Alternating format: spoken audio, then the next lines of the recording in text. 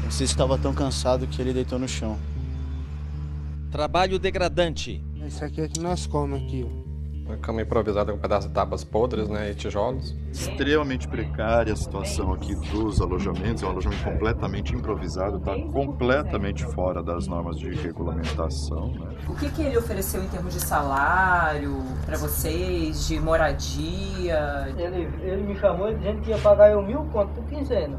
E a alimentação quem dava era ele. E até agora quem está comprando é nós, que ele não compra nada. Trabalho escravo. O senhor está armado? Não. Você falou que não estava armado? Arma de quem? Chegou até nosso conhecimento de que o senhor usa a arma para eventualmente intimidar os trabalhadores. Eu? É?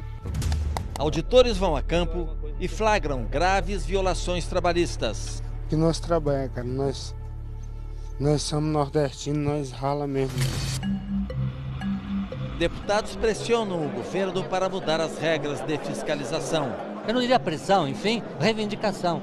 Porque você percebe em muitas situações em que alguém é punido e ele não tem alternativa.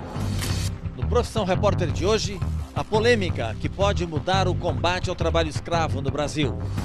Cadê a bota? Tem um trabalhador enterrado. Os arquivos dos fiscais, os 20 anos dos grupos móveis de fiscalização, uma iniciativa reconhecida internacionalmente.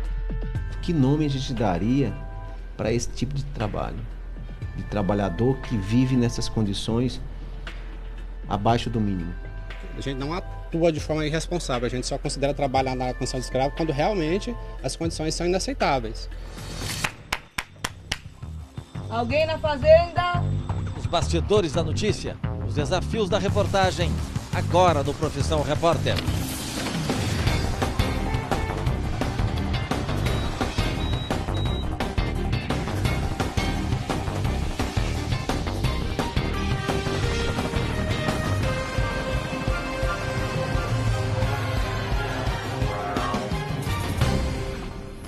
A condição degradante ela é muito objetiva, ela está muito clara para quem vai no campo e vê aquilo. Sérgio Carvalho é auditor fiscal do trabalho há 30 anos.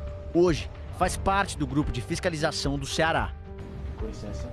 O que vocês estão fazendo aqui? A gente fez um resgate de 2 trabalhadores na confecção aqui na região metropolitana, em Maracanaú. Essas fotos aqui são dessa fiscalização. Um cômodo minúsculo, como ele não tem um espaço para dormir, para armar uma rede ou botar uma cama, ele leva a rede dele para a área de produção. Uma rede aqui por cima das máquinas.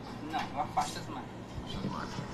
Se a gente tivesse um maior número de auditores, nós teríamos muito mais casos desses sendo constatados aqui no Brasil como um todo, de norte a sul do país. O número de auditores do trabalho vem caindo continuamente. Eram 3.100 no começo dos anos 2000.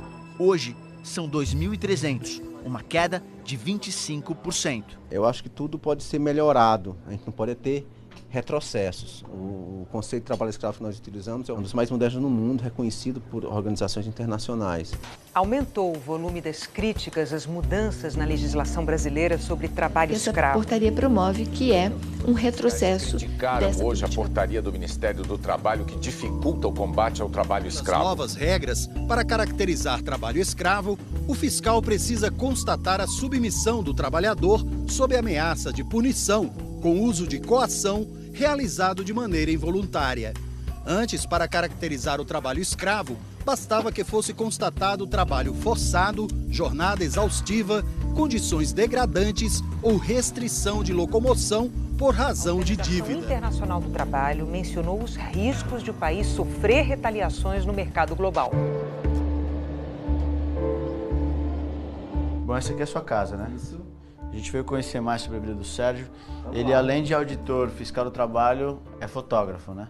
Como é que você começou a fotografar? Em meados da década de 90, quando eu fui fazer a primeira ação de combate ao trabalho escravo no Pará. A gente precisava dar visibilidade para esses trabalhadores que viviam naquelas condições e pouco se sabia deles, né? Você mostrar a degradância em fotos talvez sensibilize mais o judiciário, a sociedade, as autoridades, do que com simples palavras, né? Uma coisa que me chama bastante atenção, né, nessas ações é o local onde dorme. Esse caso aqui, desse casal de trabalhadores que dormiam dentro de um forno de carvão. Essa temperatura aqui dentro, no mínimo, chegava a 50 graus. E a saúde? Era uma boa pergunta para as forças que lutam contra a erradicação do trabalho escravo. Que nome a gente daria para esse tipo de trabalho?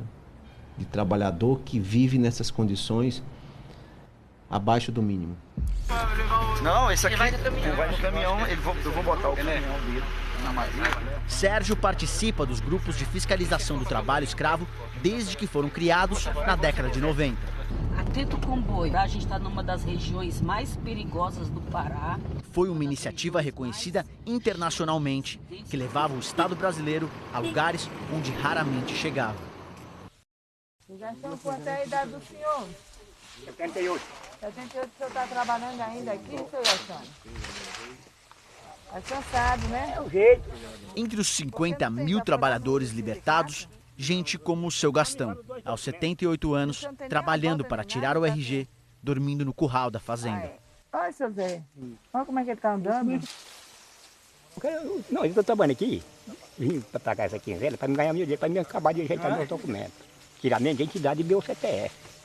Eu fui lá no correio, né? Perguntei se lá tirava a identidade, né? Tira. Mas tem que pagar R$14. Os fiscais tinham que lidar com crimes que iam muito além das irregularidades trabalhistas. Segundo a informação do nosso guia, tem um trabalhador enterrado, exatamente onde tem as duas botinas dele que foi tirada e o fazendeiro mandou recolocar, que é para mostrar aonde ele está enterrado. Quer dizer, é uma coisa bem ostensiva. Cadê a bota? Tá. Estaria em que sentido o corpo? Estaria a cabeça do pra jeito lá. Mesmo da cova, né? É, cabeça pra lá, se fosse, né, que ia ter camiseta, parece. Esse rosto parece ser a calça, né? A vigilância armada nas fazendas sempre foi um dos critérios na definição do trabalho escravo, mas não o único. Por exemplo, a pessoa vem, então ela gasta no dia R$62, ela mata. Há trabalhadores escravizados por dívidas que se acumulam com os próprios patrões, como o pagamento da comida e itens de higiene. E sobrou quanto para o senhor, seu José? Ah, não sobrou nada, aliás, né? Não sobrou nada, seu José? Não sobrou nada porque nós temos que comprar o resto da comida. Já localizando mais dois barracos de trabalhadores aqui também de lona. As condições degradantes são também um outro critério para definir o trabalho escravo. Quente aqui dentro, hein? Carne é só no fim de semana. Carne só come no fim de semana? Aí durante o dia passa comendo arroz, feijão só? É que eu tô com só bolacha e vou fazer almoço hoje. Tem dia que você come só bolacha? O senhor já recebeu algum pagamento aqui? Não? Houve um resgate de trabalhadores nessa fazenda onde a gente está chegando. 88 pessoas foram retiradas aqui por estarem em condições de trabalho análogas à escravidão. Tudo bem? É aqui que extraem a folha de canaúba? É. Encontramos seu Joaquim. Ele foi um dos trabalhadores descobertos em situação de escravidão. Mas por um direito mesmo, eu acho que era para fiscalizar todo mundo mesmo. Porque se já tem esse direito de trabalho de carteira assinada, todo mundo é para trabalhar de carteira assinada mesmo. Você acha que não é não? Seu Joaquim quer se aposentar logo. Mesmo sem ter tempo de contribuição, o trabalhador rural com 60 anos tem direito a um salário mínimo por mês. Por que é que o senhor continua aqui? Ah, é porque era o jeito que tinha. É o jeito.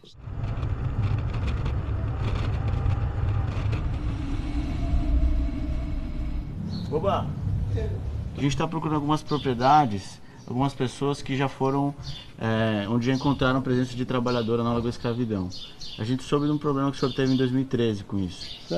Foi que os trabalhadores tudo trabalhando e o pessoal chegaram lá e atuaram, sem nada, tudo em dias e tudo, só porque não tinha carteira assinada. O senhor acha que o senhor estava errado? Acho que estava errado não. Porque todo mundo na época praticava a mesma coisa, fazia o que eu estava fazendo. O senhor acha que as condições eram boas de trabalho? As coisas podiam ser boas, mas pelas condições do preço da mercadoria, eu não podia dar uma condição melhor para eles, era isso. Não podia... Eu, como meus colegas também, não podiam. Dar uma comida melhor, água melhor. Não podia, exatamente. Para dormir melhor. Exatamente, pela condição de... preço do produto da mercadoria na época não... Era inviável. Era inviável, não tinha condição. Já extraiu alguma folha de carnaúba, senhor? Já extraí como? Já tirou a folha? O senhor já trabalhou com trabalho braçal? Eu criei os dentes trabalhando toda a vida. Nunca... Trabalhar não mata ninguém, não. É isso. O sul da Bahia é historicamente conhecido pela produção de cacau. E esse ano foi também um cenário de flagrantes de trabalho escravo. Então mostra aí qual é a água que vocês consomem. Essa aí é tanto a de beber quanto a de lavar roupa, é? É pra tudo.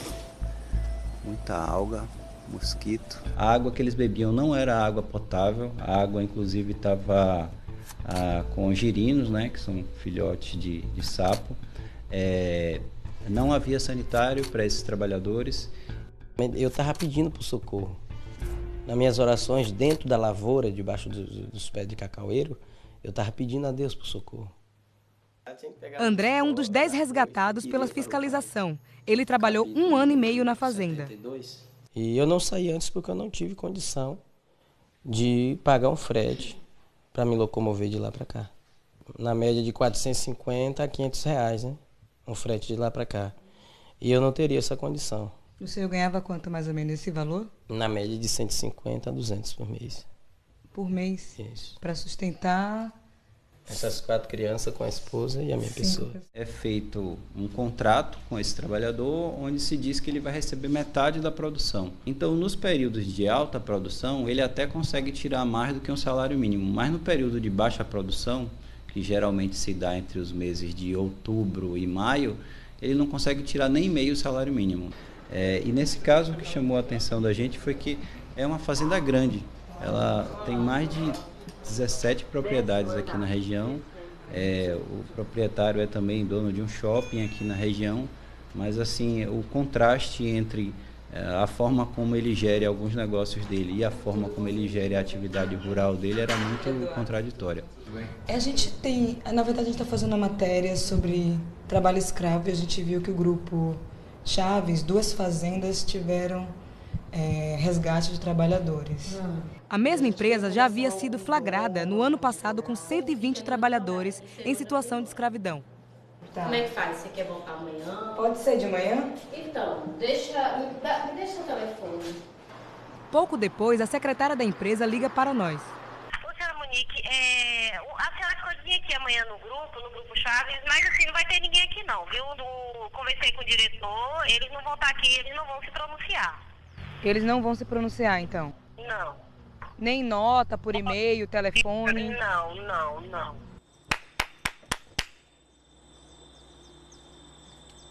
Alguém na fazenda? O Ministério Público do Trabalho pede cerca de R$1 milhão em indenizações para os trabalhadores. Os bens do Grupo Chaves chegaram a ser bloqueados no ano passado, mas nada foi encontrado nas contas da empresa. Nessa casa aqui, na Zona Oeste de São Paulo, fica a sede da Repórter Brasil, uma organização não governamental que se especializou no combate ao trabalho escravo. Há quanto tempo existe a Repórter Brasil, Desde Ana? 2001, 16 anos. De um tempo para cá, a questão do trabalho escravo piorou, né? A crise, esse retrocesso que a gente está vivendo das políticas de combate ao trabalho escravo. Então, hoje a gente recebe muita denúncia do Brasil inteiro sobre casos gravíssimos de violação e de violência. Você imagina um trabalhador fazendo extração seletiva ilegal de madeira, que é totalmente ilícita. Como é que ele vai ficar no mato? Ele tem que ficar na pior condição possível, porque ele não pode ficar aparente, né? Ele tem que se esconder dos órgãos de fiscalização. Nesse ano, a equipe da ONG registrou uma ação inédita de libertação de madeireiros escravizados. É o Ministério do Trabalho, quer falar com vocês. Pode vir sem medo. Pode vir sem medo. Todos nós viemos aí, mas nós estamos com medo. Muito medo, assustado mesmo. A gente fala, melhor pagar 3 mil para um pistoleiro do que pagar 5, 6 para um funcionário. Isso é mais barato para ele. Ele ameaça, mostra o revólver. Ameaça com a pistola na cara. Tem muita morte dentro do mato. Muito perigoso. E também denunciou as condições de trabalho de índios que extraem a piaçava. 1 quilo de café, R$14. 2 bermudas jeans, 96. Esse talão aqui, olha, deu R$923,30. Tinha que fazer mil quilos de piaçaba, né, para pagar. Depois das denúncias, a ONG passou a acompanhar também as empresas que se beneficiam do trabalho escravo. Você entra no aplicativo e aqui você tem as marcas e as cores, né? Tem mais de 200 marcas, tá vendo, que a gente monitora. A ideia é informar os compradores de roupas sobre a responsabilidade das marcas. Esse ano também a M-Officer ela foi condenada pelo trabalho escravo, reafirmando a responsabilidade da marca sobre o que acontecia nessas oficinas. Em sua defesa, a M-Officer afirma que sofreu uma injusta perseguição e que não tinha ingerência ou controle sobre as oficinas contratadas. A Justiça considerou que os documentos comprovavam que a M-Officer definia em detalhes a produção das peças. Condenada em segunda instância, a M-Officer pode ser a primeira grande marca a ser banida do estado de São Paulo. A loja é uma das monitoradas pelo aplicativo. Nas suas políticas, ela não informa se rompe ou não o contrato com seus fornecedores, ou seja, é um mau sinal se ela não informa. Um sinal pior ainda, não divulga se realiza algum tipo de auditoria nas condições de trabalho e não comunica aos clientes que as ações que desenvolve para evitar o trabalho escravo. Empresas flagradas com trabalho escravo são colocadas na chamada lista suja do Ministério do Trabalho e ficam impedidas de receber empréstimos em bancos públicos.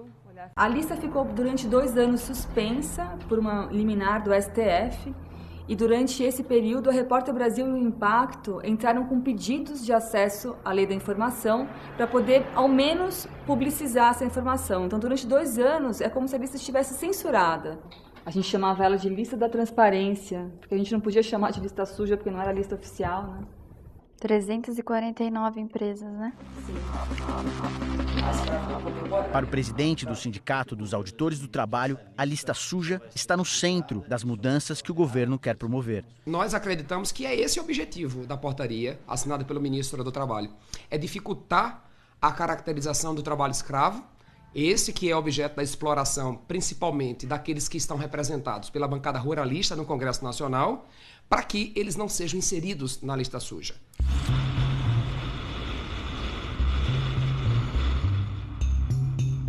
Nós viemos até Brasília conversar com um representante da Frente Parlamentar Agropecuária, conhecida como a bancada ruralista. As mudanças que o Ministério do Trabalho e Emprego tentou promover foram criticadas por várias entidades internacionais que elogiavam a nossa política de combate ao trabalho escravo. Por que mudar as regras? Por que mudar as regras? Eu volto a dizer, porque nós temos conceitos muito abertos. Eu imagino que o ministro deva ter muitos recursos de gente dizendo, escuta, eu não posso perder minha fazenda porque tem lá, não tem saboneteira, porque não tem suporte de toalha. E precisava fazer alguma coisa nesse sentido. Esses fatos que o senhor apontou, eles são referentes a alguma fiscalização? Isso aconteceu de fato? Aconteceu de fato. Nós temos isso lá na frente, né? Os dados onde são coletados o que tem acontecido no país. Vocês podem nos dar, por gentileza, esses dados depois para a gente examinar? Tranquilamente. Posso sim.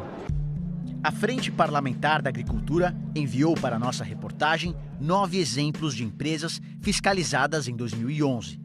3 delas com trabalho escravo. Pela comparação da bancada ruralista, as autuações deixariam dúvidas sobre a definição de trabalho escravo.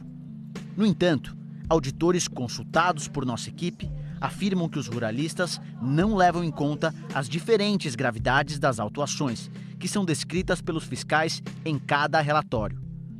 Há autuações muito mais graves que outras. Num dos casos citados pela bancada ruralista, os empregados eram coagidos a comprar do armazém da própria fazenda. Isso é uma irregularidade presente só onde há trabalho escravo.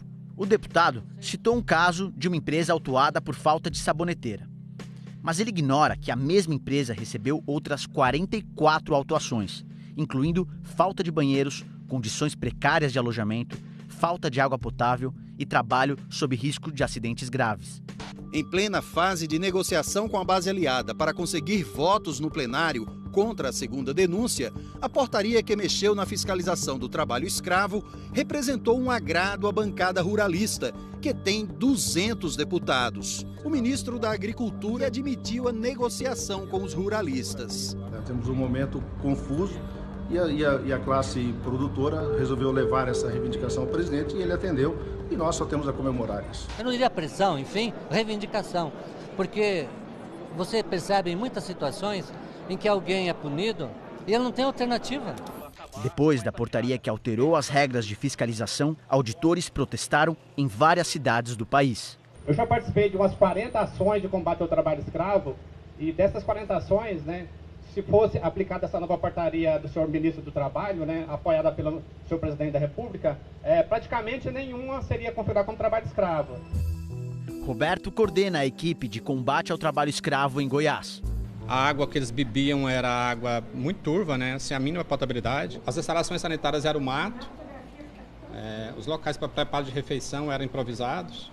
Essas fotos, essas condições de moradia no trabalho e de falta de equipamentos de segurança, isso caracteriza trabalho análogo à escravidão? Sim, caracteriza pela modalidade de trabalho degradante. E que foi justamente a principal modalidade que essa portaria ela atacou. Ela tirou do conceito de trabalho escravo simplesmente a condição degradante de trabalho. No próximo bloco, nós somos do Ministério do Trabalho. Nossa equipe acompanha os fiscais do trabalho e registra flagrantes em uma obra de um prédio em São Paulo. O cara trabalha das 7, passa até 8, 9 horas da noite trabalhando aí em cima. Mais de 12 horas por dia vocês ficam na obra? Não recebe. E em fazendas do interior de Goiás. Colchão em péssimas condições, colchão mesmo da gente mesmo trouxe de casa. A empresa não funcionário para nós, estamos aí lutando para sobreviver. Ele anda com a 9mm. Você vai ver também ainda hoje relatos de ameaças contra trabalhadores rurais. O povo não estava armado? Arma de quem?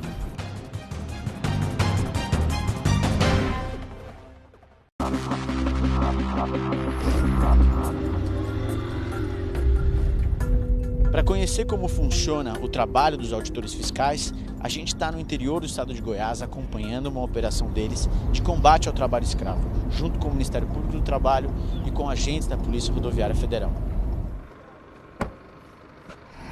Os fiscais vão conhecer agora o alojamento dos trabalhadores. O ambiente, você pode ver, apertado, não tem espaço para nada. Os colchão em péssimas condições, colchão mesmo da gente mesmo trouxe de casa. A empresa não funcionário para nós, estamos aí lutando para sobreviver. Pedro é chefe de um grupo de 5 trabalhadores terceirizados que constrói cercas. Há 5 meses, sofreu um acidente de trabalho em cima do cavalo. Foi esmagado por um boi e quebrou a perna. Ele segue trabalhando de muleta. Em razão da impossibilidade de estar trabalhando, a empresa tem fornecido alimentação, pelo menos? Alimentação não, alimentação quem tem que fazer compra sou eu. Daqui da fazenda não entra um caroço de arroz, não entra nada, não começa a dar nada. Em geral a gente não vê isso aqui, ele é bem organizado. Aqui tem a data que ele começou a trabalhar, todo o serviço que ele prestou. Hoje, quanto que o patrão deve a vocês? Hoje passa de 10 mil reais, ele deve para ele. Nesse grupo de vocês aí, que são como empreiteiros, né? Quem é que preenche esse caderno aqui? Sou eu, tudo meu marcado. Mas não é o senhor que é o chefe do grupo? Eu sou o chefe, mas igual eu disse, eu sou analfabeto e ele que marca as coisas para mim. Ele é meu irmão, eu não faço contabilidade, quem faz a contabilidade é ele.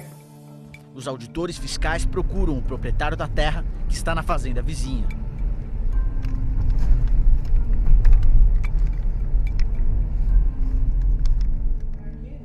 Vai vir aqui, por gentileza. O proprietário aqui da fazenda não quis aparecer, não quis mostrar o rosto na reportagem, a gente vai gravá-lo de costas aqui. Então, uma fazenda, um poste desse, do que vocês têm, com os empregados naquelas condições, é algo inaceitável, né? Cada um tem seu lado. Então a gente tem que, assim, né? Não pagou, não sei o que, ninguém trabalha de graça. Os recibos de pagamento. E nem nem trabalha errado. A gente tem o contrato dele como empreiteiro, que não é empreiteiro, e quem é registrado, tem os recibos, tem oleria de pagamento. Esse contrato de empreito é para vocês, para nós eles são então, empregados, né? São eles são empregados seletistas e estão sem registro na fazenda de vocês, entendeu? Eles estão irregulares. O fato de você ter um contrato não significa que esse contrato te respalda, não. No direito do trabalho, o que prevalece é os fatos e não o documento. Acho que você deve saber disso. né? Uhum. Então essa semana já é a 5ª denúncia que nós atendemos de trabalhar na condição de escravo, mas nenhuma delas foi configurado essa situação de degradância, nem outra modalidade de trabalho na condição de escravo. Então, dá para perceber, né, que a situação nossa não é... A gente não atua de forma irresponsável, a gente só considera trabalhar na condição de escravo quando realmente as condições são inaceitáveis.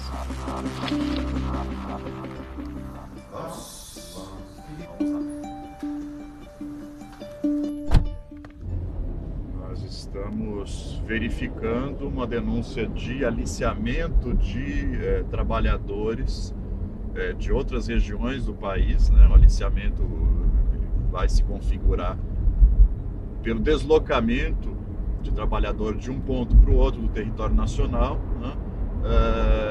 Envolvendo algum tipo de engano. Né? Esse trabalhador, provavelmente, ele foi enganado. Nesse ano, as equipes do Ministério do Trabalho de São Paulo já fizeram 25 operações de fiscalização, a maioria no setor de costura e construção civil. Nós somos do Ministério do Trabalho, fiscalização. E é todo mundo de Alagoas? Não. Não? Ele é da Bahia. E como é que é trabalhar aí? É pesado da Tijuana. O cara trabalha das 7, passa até 8, 9 horas da noite trabalhando aí em cima. Mais de 12 horas por dia vocês ficam na obra? Não recebe. E quando vocês receberam a proposta lá, quando o seu ex-cunhado entrou em contato com vocês, o que ele ofereceu em termos de salário para vocês, de moradia? Ele me chamou dizendo que ia pagar eu 1.000 conto por quinzena. E a alimentação quem dava era ele. E até agora quem está comprando é nós, ele não compra nada. Sumiu, desapareceu. Vocês estão percebendo que é extremamente precária a situação aqui dos alojamentos. É um alojamento completamente improvisado, está completamente fora das normas de regulamentação. Né? Podem perceber que isso aqui é uma porta improvisada, né? A água, o chuveiro. Olha a fiação aí também toda. Né? A fiação toda, a água pingando. O meio de acesso é aqui. Carga, tijolo sobe por aqui. Por essa rampa aqui. Consegue descer, mas vamos. Acho que eu consigo. Se eu não conseguir, aí eu peço ajuda. O poço devia ter proteção, devia ser fechado, ter proteção contra queda de pessoas ou queda de objetos. Né? O que mais mata em obra, estatisticamente, o que mais mata em obra? Queda de trabalhadores, choque elétrico e soterramento. E aqui eu não fico mais não, de jeito nenhum. Como é que você está se sentindo? Porque tá vindo o pessoal do Ministério do Trabalho fiscalizar eu aqui, ia atrás já também. Você ia atrás deles? Olha como é que fica o Balban que só trabalha sem receber, nunca vi na vida. Nem relógio trabalha de graça. A portaria que limita a atuação dos fiscais do trabalho foi suspensa por uma liminar do Supremo Tribunal Federal. Ela parte da premissa de que haveria necessidade da presença da autoridade policial, criminal aqui, né, no ambiente de trabalho, para lavrar um boletim de ocorrência. Sem esse boletim de ocorrência, os auditores fiscais do trabalho não poderiam configurar condições análogas ao de escravo. Ora, isso é um equívoco enorme, porque o auditor fiscal do trabalho também realiza investigação, né, também funcionam, né, como prova para o Ministério Público Federal ajuizar ações penais. Quem é o dono da obra? O dono da obra é essa Vitor Andrade, que contratou, tá? Vitor Andrade. Me contratou para administrar a obra e fazer a obra. Eu contratei um empreiteiro. Infelizmente, sexta-feira ele pegou o dinheiro e... Os donos do prédio contrataram Rodrigo para administrar a obra. Rodrigo subcontratou um empreiteiro que trouxe 4 dos 10 trabalhadores dessa construção. E você sabia que você é responsável pelos... Na minha concepção, uma vez eu contratando um empreiteiro, ele seria o responsável. Eu tenho um contrato que diz isso, onde ele é responsável por todos os trabalhadores dele. Mas eles me falaram que eu sou corresponsável, então eu vou arcar com tudo que for preciso. No dia seguinte, os fiscais tentam chegar ao dono da obra. Olhando o registro de empregados dele, está zerado, não tem empregado nenhum. É estranho, né? Que uma empresa responsável pela construção de um prédio daquele não tem empregado, não tem sede própria, não tem nada. Então. Os auditores pediram para que eu não os acompanhasse ali na portaria, porque eles têm que entregar o documento para o dono da empresa, eles esperam que ele desça para receber esse documento. Então eu vou ficar aqui mais distante, tentando registrar.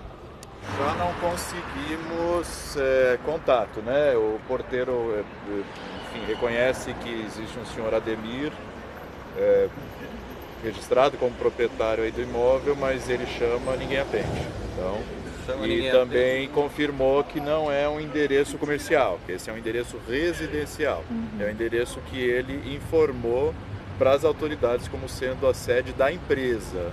Os donos da obra ainda não foram encontrados pelos fiscais. Além das irregularidades trabalhistas, a obra também não tem alvará da prefeitura. No próximo bloco. Boa tarde.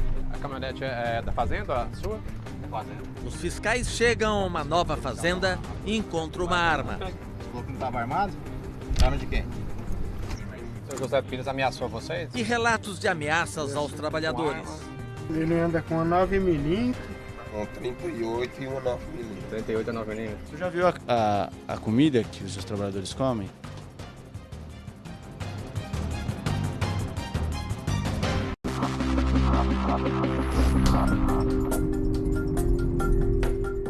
Uma denúncia anônima trouxe os auditores fiscais a essa fazenda, em Paraúna, a 150 quilômetros de Goiânia. Boa tarde. A caminhonete é da fazenda, a sua? Da fazenda. O senhor está armado? Não. O senhor se importa se o policial dá uma busca na viatura, por favor? Você falou que não estava armado? Arma de quem? Essa arma do senhor? Não. De quem que é? O patrão tá nela, né? A caminhonete é do patrão, então? Não sabe, né? Seu Zé Pires. Então, aparentemente, pode proceder a denúncia que chegou até a gente, né? Que ele utiliza a arma para ameaçar os trabalhadores. Vamos seguir lá encontrar com o fazendeiro agora. Roberto Mendes, auditor fiscal do trabalho. O senhor anda armado na caminhonete? Não, senhor. E a arma que os policiais encontraram nessa caminhonete, quem é? Arma, não sei. Chegou até nosso conhecimento de que o senhor usa a arma para eventualmente intimidar os trabalhadores. Eu? É? José Pires é português. A fazenda, de 13 mil hectares, avaliada em 350 milhões de reais, é uma das 3 que ele adquiriu em Goiás. Sábado, a gente trabalha o dia todo, domingo o dia todo, e hora extra nada. 100% que eu nunca vi. No alojamento vivem 20 trabalhadores. Os irmãos Marcos e Francisco eram os únicos que estavam ali na hora da fiscalização. Trabalha aqui há quanto tempo? Tem 9 meses que eu trabalho. 9 meses. Ele tá devendo 5 mil para nós. Certo. Cheguei na rua ontem lá, tinha 600 reais para nós lá na conta lá. 600 mil e 600 conto dele. Ele xinga a gente, briga com a gente aí e tudo. A gente chegou aqui e você nem levantou. É cansaço isso? Tem dias que eu chego do trabalho, eu nem tomo banho, porque quando eu deito, eu sento cansado, eu não dou conta de levantar para tomar banho. Porque é de segunda a segunda. Vanessa mostra, pode deixar ali, Vanessa mostra. Impressionante aqui, Salé, não sei se você conseguiu registrar na câmera a quantidade de mosca que tem aqui. Elas ficam me perturbando a noite inteira, eu não durmo. Eu só passo a noite, no outro dia eu vou trabalhar exausto. E é bom ressalvar que pela redação da portaria suspensa, a portaria 1129, que está suspensa... que mudou as regras de fiscalização do trabalho escravo. Atualmente está momentaneamente suspensa pelo STF, pela redação da portaria, isso aqui não seria trabalhar na condição de escravo. Isso aqui é que nós comemos aqui. Marcos, você acha que isso aqui é uma condição digna de trabalho? Não. Que nós trabalhamos, cara. Nós somos nordestinos, nós rala mesmo, não é não. Perneira, botina? Não, ele luva. não dá nada, ele não dá perneira, não dá botina, não dá nada não. Vocês têm carteira de trabalho? Eu tenho. Alguma vez ele pediu a carteira de trabalho de vocês para assinar? Não. Nunca. Vocês estão na completa informalidade aqui então, sem registro. O seu José Pires ameaçou vocês? Ameaçou. Com arma? Ele anda com uma 9mm. Com 38 e uma 9mm. 38 e 9mm. Ele anda armado. O patrão de vocês alguma vez agrediu alguém aqui? Agrediu, me deu um tapa na orelha. Me deu um tapa na orelha aqui, ó. E esse negócio que tá acontecendo aqui agora vai custar caro pra nós. Não vai acontecer isso não, gente. Ele vai expulsar nós amanhã, a gente vai ver se ele vai chegar aqui bravo. A gente daqui. Tô te falando que esse velho é doido aí. Ninguém tira vocês daqui, senão a gente. Não por contaminação nossa. Só nós. Tá? Exatamente. Então tá bom. Tá escutando, né? É o Estado, é o governo, é a União que está aqui para proteger vocês. Então vocês podem ficar tranquilos, ok? Aí no caso ele vai ter que acertar tudo que os atrasados. Tudo que vocês... Eu tenho 9 meses com ele. A gente vai estar aqui com vocês. Viu? Tá, então a gente não pode trabalhar mais então. Não pode, porque tem que ajudar das atividades. A gente não vai trabalhar então mais não. Tá? Beleza, o senhor tá certinho. Toma um banho aí, descansa. O Cis estava tão cansado que ele deitou no chão. Ao final da fiscalização, a equipe encontrou 9 trabalhadores em condições análogas à escravidão. Os fiscais procuram novamente o fazendeiro. Onde que a gente pode sentar numa mesa? A gente pode sentar? Eu vou entregar para o senhor aqui o termo de interdição, vamos confeccionar aqui agora, o termo de interdição de todas as atividades envolvendo máquinas relacionadas ao preparo de solo. Você está falando desse dia que eu vou falar. Não, Senhor José, não tive a oportunidade ainda de me apresentar. Sou Estevão do Profissão Repórter. Não queria atrapalhar o trabalho dos auditores. Eu gostaria de entrevistá-lo. Você pode falar comigo? Vou falar. Não quer falar? É importante, senhor José, se eu falar, porque a gente construiu. Mas eu não... Os trabalhadores estão em condições muito ruins. É importante o senhor explicar isso. Senhor José, é importante o senhor explicar para a sociedade por que o senhor deixa os seus trabalhadores nessa situação. Não quer falar com a gente? Eu não acho que não sei. O senhor já viu a comida que os seus trabalhadores comem? Não estou falando para você que eu não vou falar. O senhor não quer dar entrevista mesmo? Não dou entrevista. José Pires pagou R$80 mil de verbas rescisórias para os trabalhadores.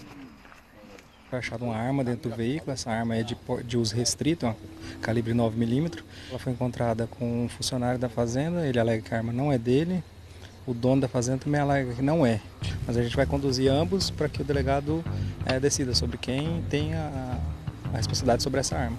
Eles vão levar agora, vou conduzir o proprietário e o empregado aqui, que foram para a delegacia. Você gostava do serviço? A gente não tem um emprego, né, para pegar na canetinha, né? Aí a caneta tem que ser assim uma coisa mais pesada. Uma ferramenta pesada. Não é isso? Aí a gente tem que enfrentar só o que é pesado mesmo.